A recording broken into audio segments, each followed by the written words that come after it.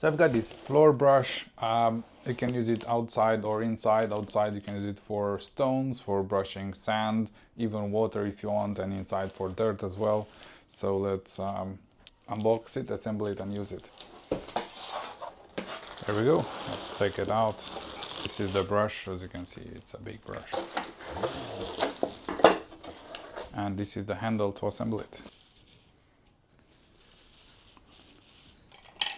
We've got these 4 pieces of pipe that will assemble together.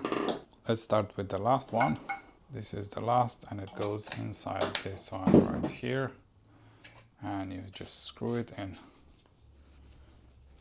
just like that, and it's quite strong, as you can see.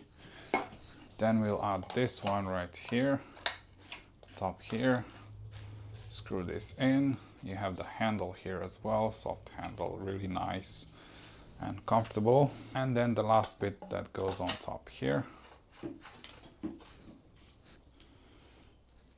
There we go, which makes this brush quite long. Then we have this that goes in here.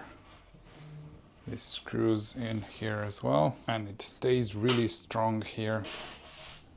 So as you can see here, this is better used on I think it's called linoleum.